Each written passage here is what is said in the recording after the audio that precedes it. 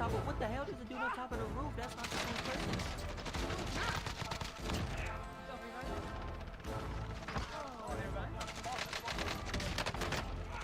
Oh my god. Nope, we suck. We're trash. Did you know that? Open it. Please. New objective identified. Did you get him? Get the next one? Get the next one?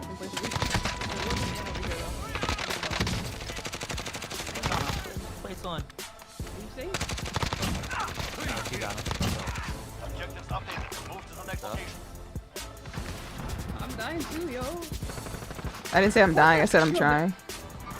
Oh. Hey, yeah, there's another team. There's a whole another team. I'm gonna try and pick up Ripley. Don't shoot me, don't shoot me, don't shoot me.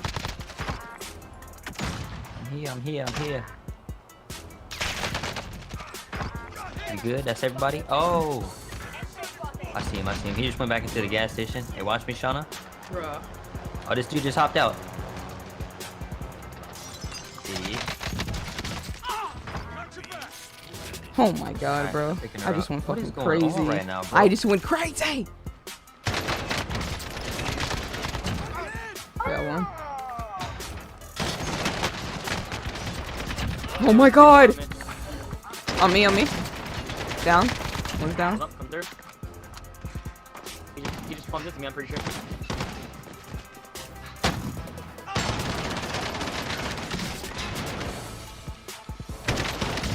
Oh my god. Good shit, Shawna.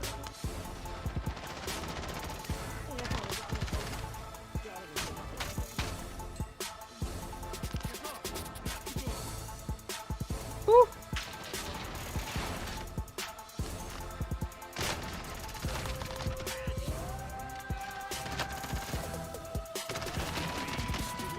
Ah! What's my name? Alright, hey, what's up guys? It's your girl Shawna, aka ShawnJ Gaming, back with another YouTube video.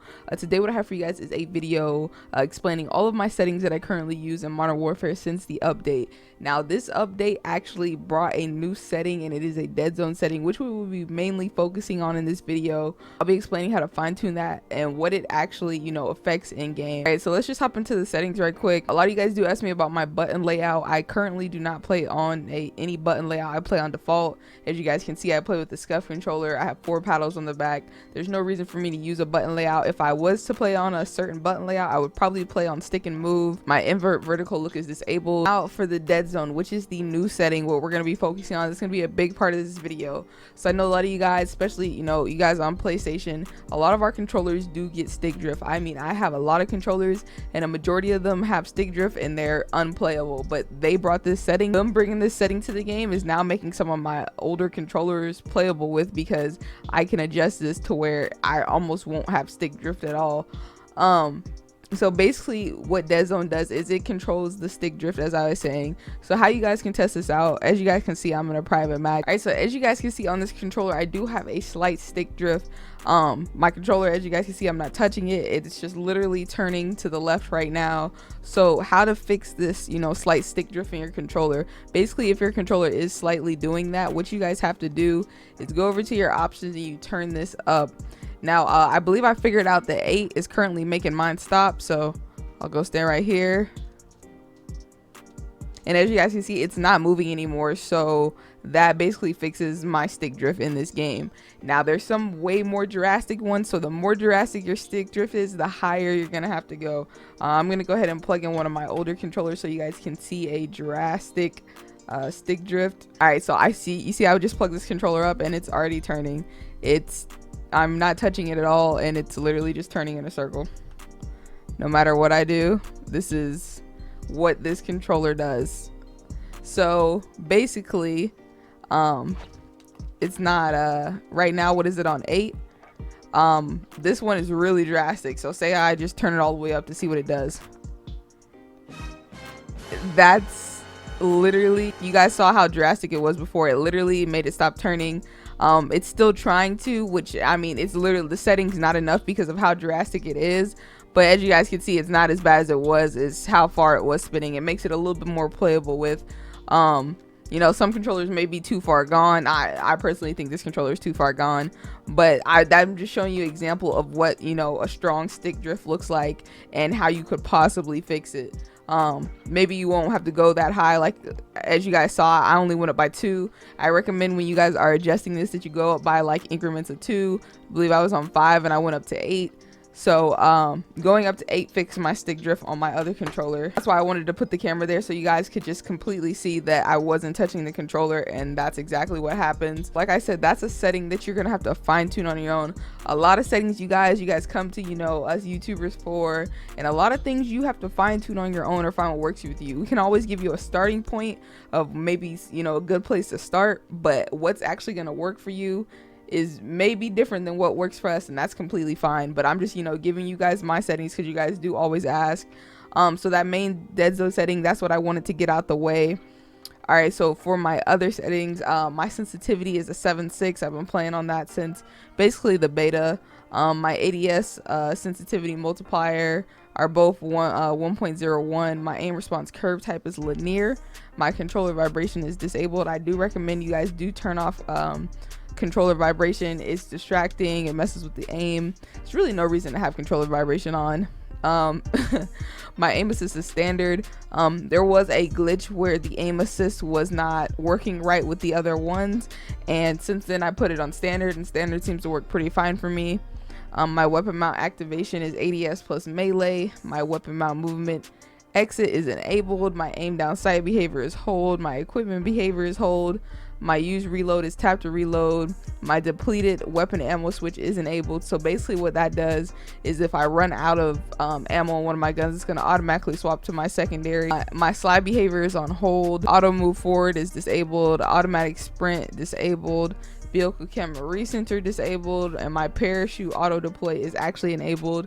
That comes in clutch a lot of times when you forget to deploy your parachute in Warzone. Brightness is at 51. Now that is a personal thing for you and your monitor. Obviously safe area, that's the thing for you and your monitor as well. My film grain is at 0. There is no reason for you guys to have film grain up. If you want your game to look clear, I suggest you turn it all the way down to 0. My tooltips are disabled. My subtitles are disabled as well. They were getting pretty distracting. Now a lot of you guys ask me why my colors look the way they do. I do play with a colorblind filter on. I currently play with the Tritanopia colorblind filter, and my colorblind target is on interface. As you guys can see, when I turn it down to disabled, it takes away a lot of the, you know, color and saturation.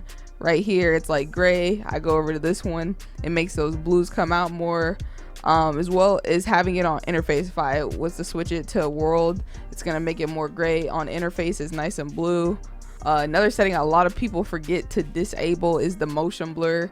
It makes me sick watching people play with motion blur. Honestly, I don't know why you would want to do that. Personally, I feel like it messes with your aim. It's a big distraction, so I would definitely suggest you guys do disable your world motion blur and your weapon motion blur. No reason you should want your weapon looking blurry while you're playing, or the world around you looking blurry. You want to be as accurate as possible. Having those disabled is going to give you as clear as picture as possible in this game. Sometimes it is hard to see people with these colors in this game. My Minimap Shape is on square. That was brought in a couple updates ago. You get to see more on the minimap, so why not run the square minimap? The minimap rotation is enabled, but it doesn't matter obviously because we're playing with square now. My text chat is enabled. That's like, you know, this chat over here, being able to see people type right there. My profanity filter is enabled. Dismemberment and gore effects is enabled. If you guys don't really like blood and stuff, you guys can turn that off. I mean, we're playing Call of Duty, we're shooting people. Most of us don't care, but for some of you guys that might care, you can turn it off. As far as my audio goes, I keep my master volume at 64.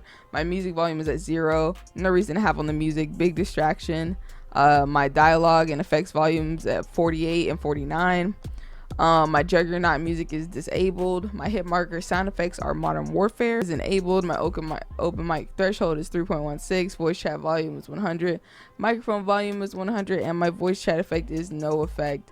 And as far as these settings go with crossplay, I did just find this out recently when I was trying to play with the Xbox player. If you guys do not have crossplay communication on, the people on crossplay, they will not be able to hear you guys in game chat. So this is going to be the only way you can communicate with people on this is going to be the only way you guys can communicate with people on crossplay in game chat, is if you make sure this is enabled. my friend request and party invite notifications are disabled. I am displaying my unique ID number. Yeah, so if anybody wanted to add my Activision, that's how they would add it. It's the numbers that pop up at the top of the screen. My stream remote's currently disabled. I'm not live or anything, but they did add stream remotes. That's good for my streamers. And obviously all this other stuff is gonna stay hidden because you guys aren't about to be booting me offline. Yeah, that's gonna be pretty much it. I did really want to focus on that dead zone, explain to you guys what exactly it is and how to exactly fine tune it for yourself. Hopefully you guys did find this video helpful. I tried to be as clear as possible with these new settings. These are currently the settings I am using after update 1.20. So if you guys see this video in the future, these are the settings that I was using at the time. Yeah, so if you guys did find this video helpful, do me a favor and go ahead and drop a like and comment on this video. Subscribe to the channel for more dope content, and I'll catch you guys in the next video. ShawnJ Gaming out.